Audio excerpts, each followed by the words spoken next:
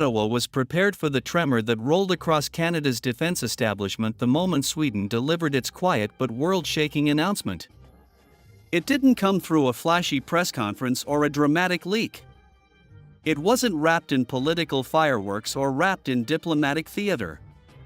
It happened in the kind of silence that only precedes historic shifts, the kind of silence that feels like the breath the world takes before the storm breaks. Analysts in Washington didn't see it coming. NATO headquarters didn't see it coming. Even Canada's own defense planners, who believed the country's aviation trajectory was essentially locked, never imagined the map could change this suddenly, this dramatically, this decisively. For years, the F-35 dominated the conversation. It was spoken about as if destiny had already chosen it. But destiny, as Sweden just proved, is not fixed. Not when a country with the engineering soul of Sweden brings something so extraordinary, so strategic, so disruptive to the table that the entire conversation must be rewritten from the ground up. It began with whispers in the corridors of Ottawa: the Swedes were coming. At first, it sounded ordinary, another round of diplomatic discussions, another polite presentation, another polite nod toward the ongoing fighter replacement debate.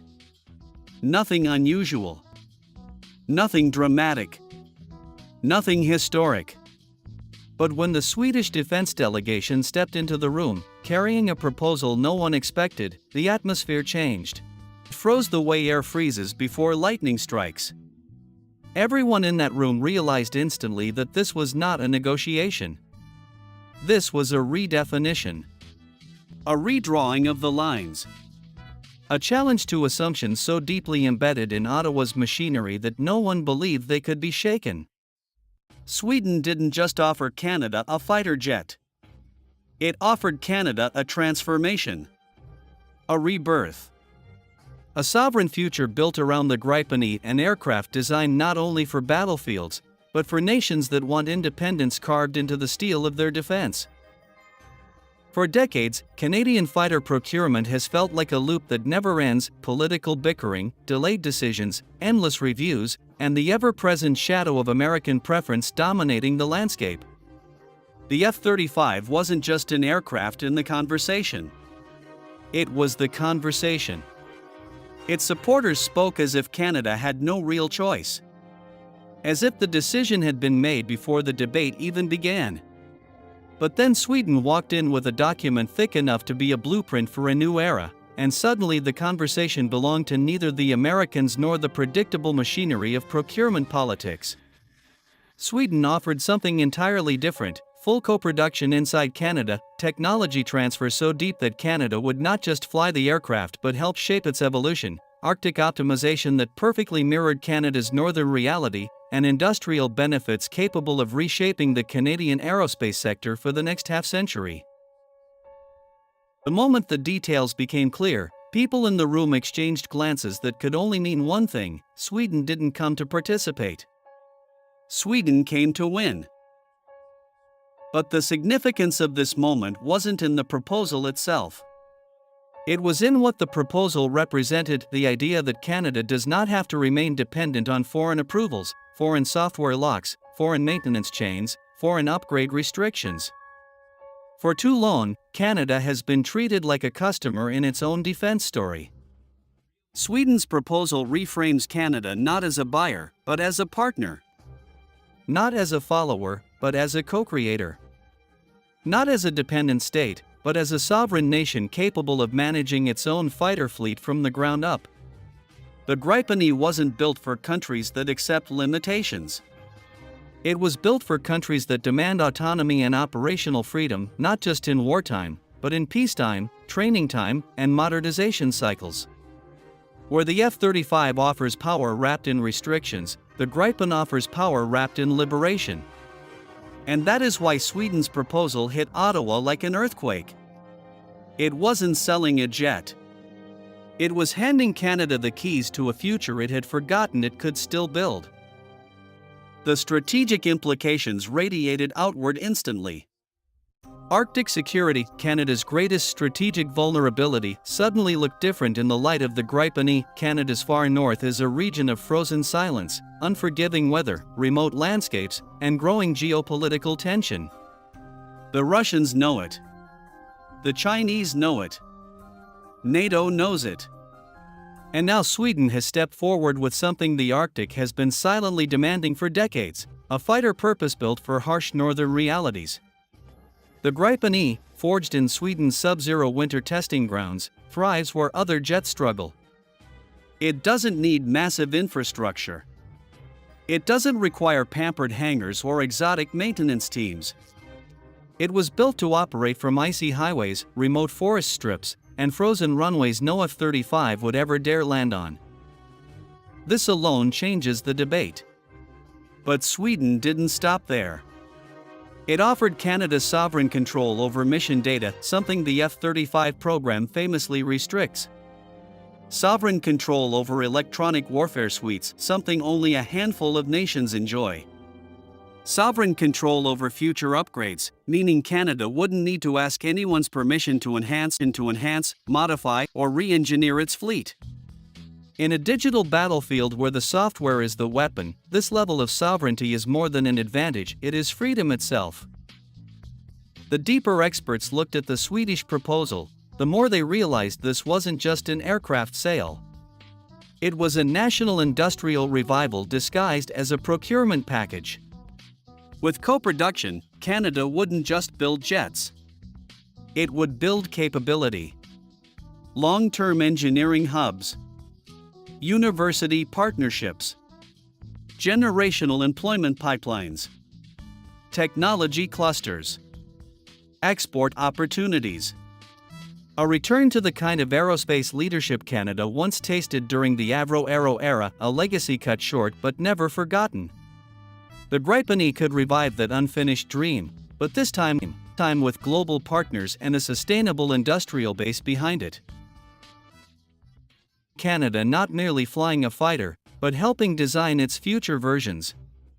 Imagine cities like Montreal, Toronto, Calgary, Vancouver becoming nodes in a new international supply chain.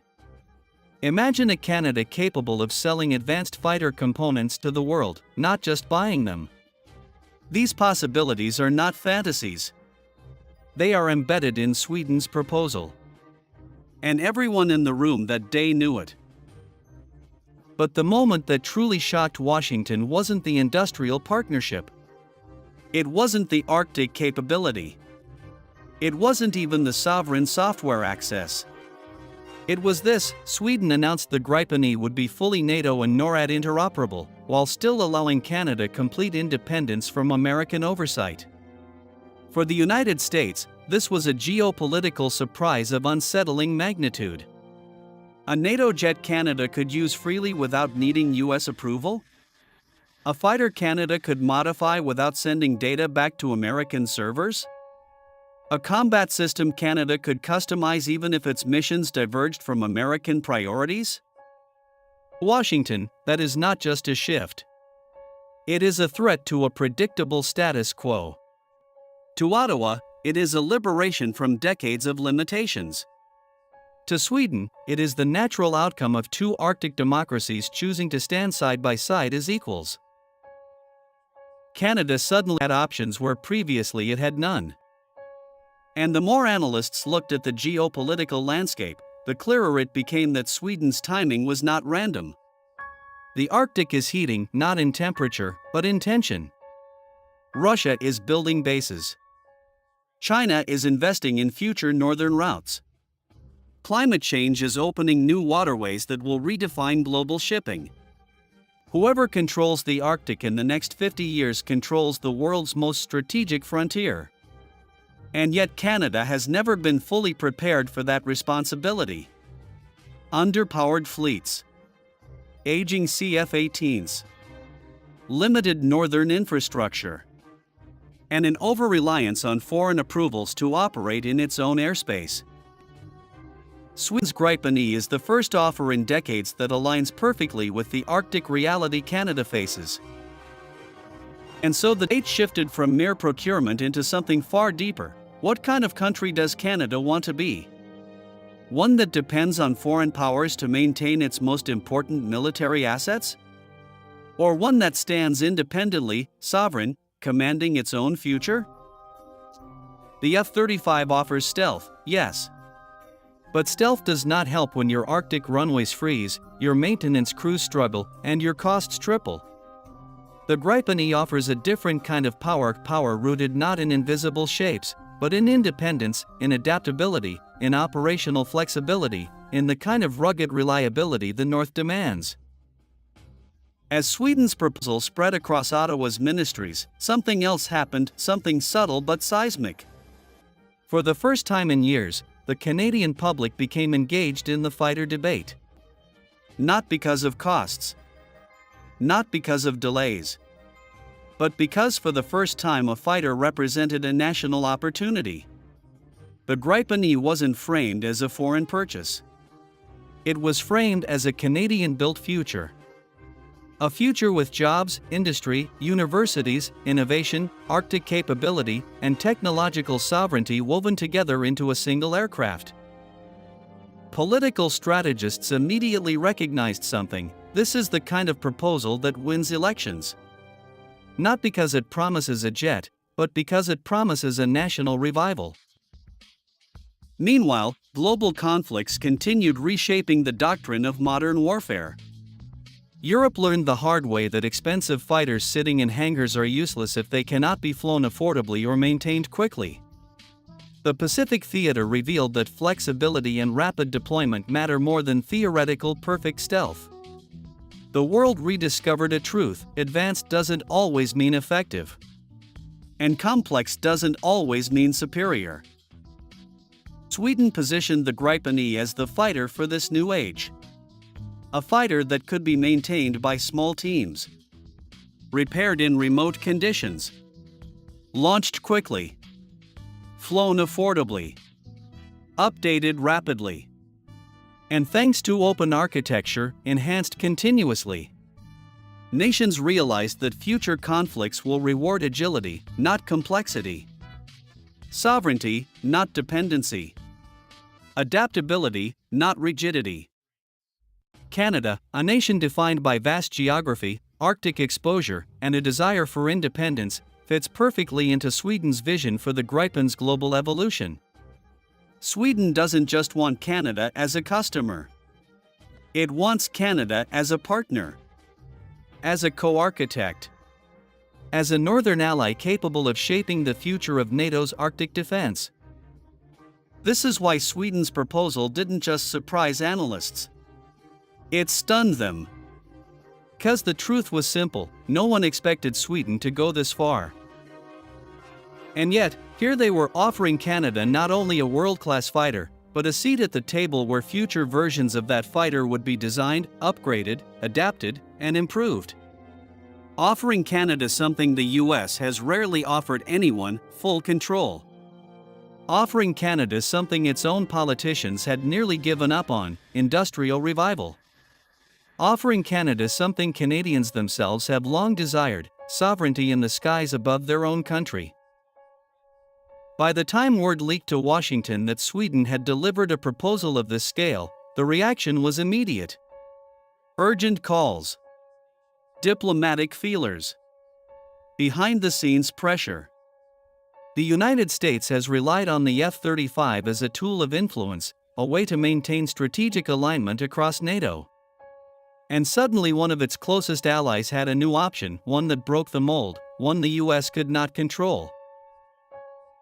That didn't appear on the surface, but experts felt it instantly. Sweden's move wasn't just a procurement bid. It was a geopolitical maneuver. A declaration. A statement that NATO's defense future does not have to be funneled through a single pipeline. That modern partnerships can be built around cooperation, not control. As the debate intensified, a realization crystallized across Canada: this is not a choice between aircraft. This is a choice between futures. One future predictable, but dependent. The other bold, sovereign, Arctic ready, and economically transformative. Sweden didn't just enter the conversation. Sweden redefined it.